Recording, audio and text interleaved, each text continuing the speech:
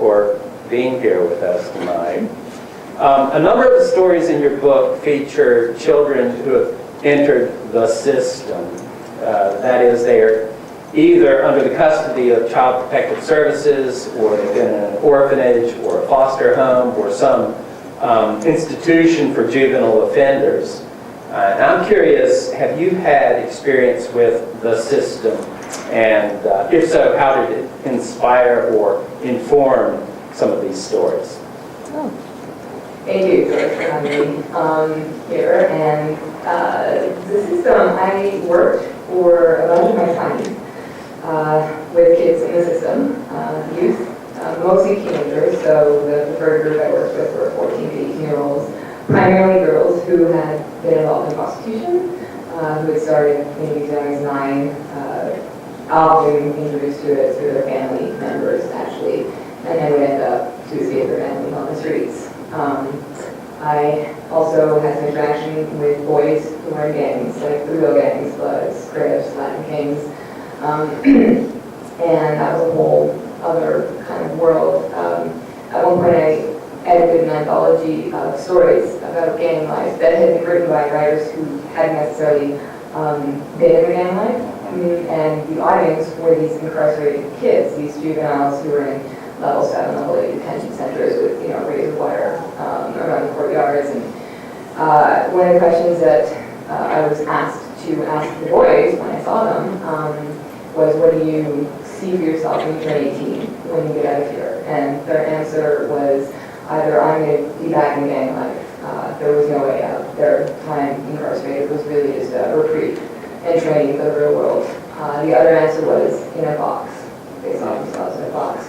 So their plans for their future were essentially, I'm going to be dead, or I'm going to, be part of a gang and probably die. So that sticks with you when you see that in those stories. Yeah. Thank you. My next question, to call these stories edgy seems to me almost to indulge in euphemism. For example, Marmalade Cat for Jenny, which is a very powerful story, begins with animal torture, proceeds through incest, murder, and various other sorts of emotional violence. I'm wondering if in writing these stories, you ever get nervous about going too far, about stepping up to the abyss and saying, whoa, I need to step back, or what strategies as a writer you have discovered to approach such difficult content in order to challenge readers without alienating them? That's a good question. Well,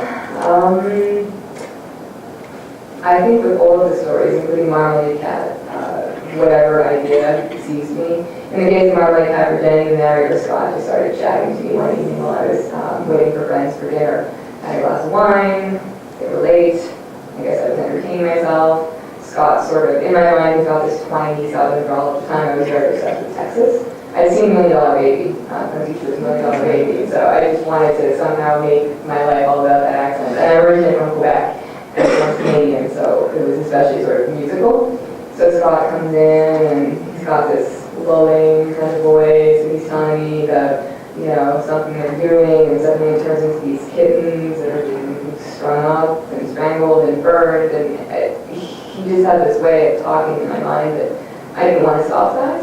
I think when you have an idea as a writer, as soon as you start censoring yourself or thinking what would other people think, you're really you're stopping yourself from exploring these ideas. And as far as when to stop or how far to go, I think some of it's personal. I think you if I can't go to a place, I don't go there. I've never had to force myself to get to a dark place or explore something. I've been mostly curious about everything that I wrote about.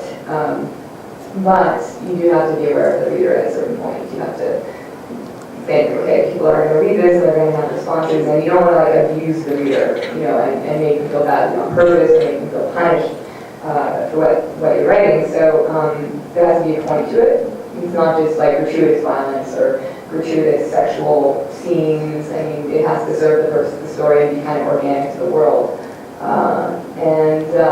You also, you just have to think, well, how long do I need to be in that scene? How much violence do I need to show? How much blood do I need to show any blood? Can I suggest it? Do I have to be literal? Can I be figurative? And you're sort of playing with that balance between the figurative and the literal until you find the right combination to create the image and also not censor where you shouldn't. So. Thank you. Great response. You just mentioned that you grew up in Quebec and then you've since moved to the U.S. I'm wondering, does that dual citizenship inform your writing? Do you ever find it challenging to cross borders in your fiction? Or do you feel that it gives you an advantage? Back when I was Canadian, or 100% Canadian, I was accused as an undergrad of writing like an American. I don't know what that meant. I mean, I think I read equal amounts of American and Canadian literature, but there was a bias going on back home, I guess. And I tried to write about home, but while I was living at home, it was, I don't know, it was kind of forced. Whereas since I moved here to the U.S. in 2009, gradually more of home has crept into my writing. And I think part of that is because I have this an objective distance. I have to think about my home city in different ways because suddenly I'm kind of an outsider now. Like, you know, when I go back, I'm an insider of my mom's house, but otherwise the city has changed. I mean, there's brand new buildings, bridges are falling down, roads being repaired, new stores are popping up. People have new lives, and so my relationship to the city that I had 6 years ago, is it really? Yeah, 6 years ago, is different, and so it kind of comes in a more conscious and thoughtful way now, I guess. Yeah. Thank you. Okay, I'm going to ask just one more question, and then we'll enjoy April reading, and then if we have a little time afterward, maybe we'll have time for a few questions from you all. Mm-hmm. Was there anything that helped you most to write so authentically about young people?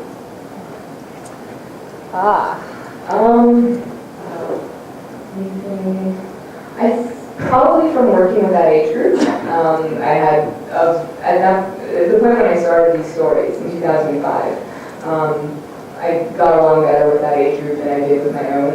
And when I was that age and younger, I hated being that age and younger. And so I think I've always been kind of attracted to it and repelled by it at the same time.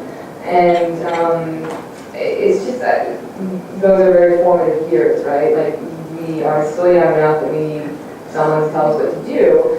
But if people don't tell us what to do, we kind of figure it out for ourselves and make things work. And so I saw some very young kids in the system who had made lives work for them in these ways. I think as we get older, we lose the creativity to think about how to do, because now suddenly, you know, things become moral issues, and right and wrong have different meanings and different consequences. And so that age, there's a kind of boldness and a lack of inhibition and kind of thoughtlessness and selfishness that aren't necessarily bad and kind of can lend a power. So.